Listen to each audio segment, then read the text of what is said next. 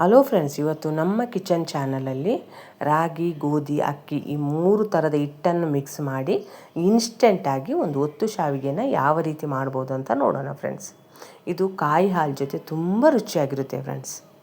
ಇಲ್ಲಿ ನಾನೊಂದು 1/4 kg ರಾಗಿ ಹಿಟ್ಟು, ಒಂದು 1/4 kg ಅಕ್ಕಿ ಹಿಟ್ಟು ಮತ್ತು ಒಂದು 100 ಗ್ರಾಮಷ್ಟು ಗೋಧಿ ಹಿಟ್ಟು ಹಾಕ್ಕೊಂಡಿದ್ದೇನೆ ಫ್ರೆಂಡ್ಸ್. ನಿಮಗೆ ಯಾವ ರೀತಿಯ ಹಿಟ್ಟು ಜಾಸ್ತಿ ಬೇಕಂದರೆ ಅದನ್ನೇ ಹಾಕೋಬೋದು, ಏನೂ ಪ್ರಾಬ್ಲಮ್ ಇಲ್ಲ ಫ್ರೆಂಡ್ಸ್. ಈಗ ಹಿಟ್ಟನ್ನು ಹಾಕ್ಕೊಂಡ್ಮೇಲೆ ಅದರ ರುಚಿಗೆ ಬೇಕಾದಷ್ಟು ಉಪ್ಪನ್ನು ಕೂಡ ಇಲ್ಲಿ ಹಾಕ್ಕೋಬೇಕು ಫ್ರೆಂಡ್ಸ್. ಯಾರಾದರೂ ನಮ್ಮ ಕಿಚನ್ ಚಾನಲನ್ನು ಹೊಸದಾಗಿ ನೋಡಿದರೆ ಈ ಚಾನಲನ್ನು ಸಬ್ಸ್ಕ್ರೈಬ್ ಮಾಡ್ಕೊಳ್ಳಿ. ಬೆಲ್ ಐಕಾನ್ ಆಲ್ ಸೆಟ್ ಮಾಡಿದರೆ ನಾನು ಮಾಡೋ ವಿಡಿಯೋ ನಿಮಗೆ ನೋಟಿಫಿಕೇಷನಲ್ಲಿ ಬಂದುಬಿಡುತ್ತೆ ಫ್ರೆಂಡ್ಸ್. ಈಗೆಲ್ಲ ಉಪ್ಪು ಹಾಕಿದ ಮೇಲೆ ಚೆನ್ನಾಗಿ ಮಿಕ್ಸ್ ಮಾಡ್ಕೊತೇನೆ. ಅಷ್ಟೊತ್ತಿಗೆ ನಾನು ನೀರನ್ನು ಕಾಯೋದಕ್ಕೆ ಇಟ್ಟಿದ್ದೇನೆ ಫ್ರೆಂಡ್ಸ್.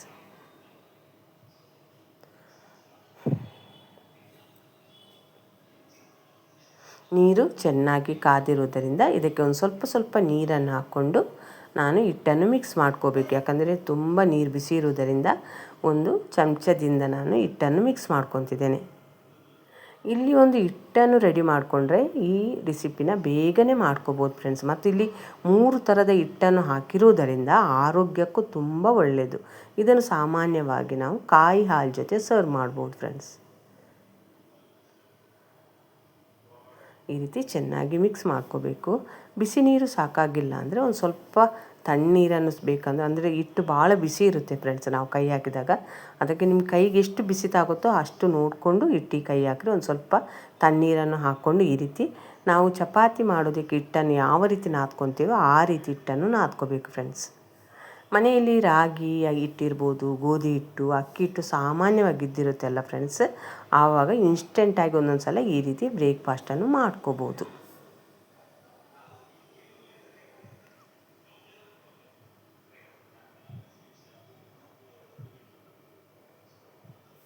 ಹಿಟ್ಟೇನೋ ರೆಡಿ ಆಯ್ತಲ್ಲ ಫ್ರೆಂಡ್ಸ್. ಈಗ ನಾನು ಇದನ್ನು ಇಡ್ಲಿ ಪಾತ್ರೆಯಲ್ಲಿ ಒಂದು 15 ನಿಮಿಷ ಹಾಕಿ ಹಬೆಯಲ್ಲಿ ಬೇಯಿಸ್ಕೋಬೇಕು. ಈ ಇಡ್ಲಿ ಸ್ಟ್ಯಾಂಡಿಗೆ ನಾನೊಂದು ಸ್ವಲ್ಪ ಎಣ್ಣೆನ ಹಚ್ಕೊತಿದ್ದೇನೆ. ಈ ಥರದ ಇಡ್ಲಿ ಸ್ಟ್ಯಾಂಡ್ ಮತ್ತು ತಟ್ಟೆ ಇಡ್ಲಿ ಮಾಡುವ ಸ್ಟ್ಯಾಂಡಲ್ಲೂ ನಾನು ಈ ಶಾವಿಗೆನ ಹಾಕ್ಕೊತೇನೆ ಫ್ರೆಂಡ್ಸ್.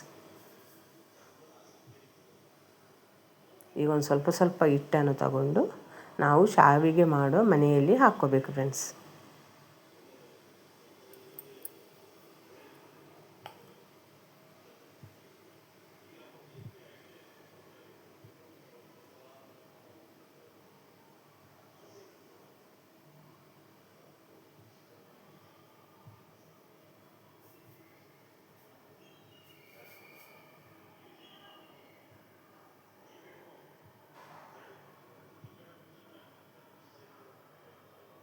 ಹಿಟ್ಟನ್ನು ಚೆನ್ನಾಗಿ ನಾದ್ಕೊಂಡ್ರೆ ಈ ರೀತಿ ನೀಟಾಗಿ ಶಾವಿಗೆ ಬರುತ್ತೆ ಫ್ರೆಂಡ್ಸ್. ಇಲ್ಲಾಂದರೆ ಶಾವಿಗೆ ಮಧ್ಯೆ ಕಟ್ಟಾಗೋ ಚಾನ್ಸಸ್ ಇರುತ್ತೆ.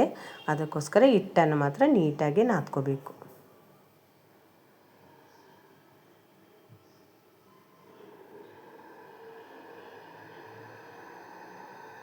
ನಾನು ಆವಾಗಲೇ ಇಡ್ಲಿ ಪಾತ್ರೆಗೆ ನೀರು ಹಾಕಿ ಬಿಸಿ ಆಗೋದಕ್ಕೆ ಗ್ಯಾಸ್ ಮೇಲೆ ಇಟ್ಟಿದ್ದೇನೆ ಫ್ರೆಂಡ್ಸ್.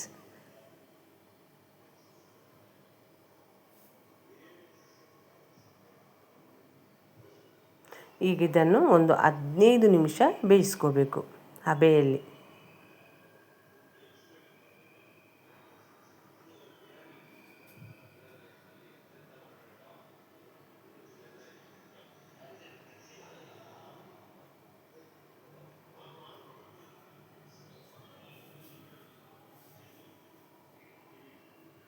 ಈಗ ಒಂದು 15 ನಿಮಿಷ ಆದಮೇಲೆ ನಿಮಗೆ ಪಾತ್ರೆ ಮುಚ್ಚಳ ತೆಗೆದು ತೋರಿಸ್ತಿದ್ದೇನೆ. ಶಾವಿಗೆ ಬೆಂದಿದೆ ಫ್ರೆಂಡ್ಸ್.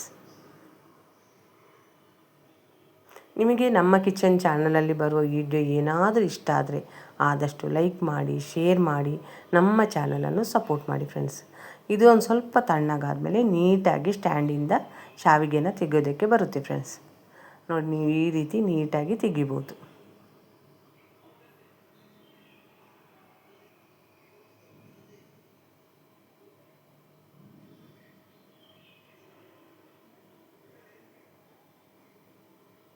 ಈ ವಿಡಿಯೋನ ನೀವು ನೋಡಿದ್ದಕ್ಕೆ ನಿಮಗೆ ತುಂಬ ಧನ್ಯವಾದಗಳು ಫ್ರೆಂಡ್ಸ್.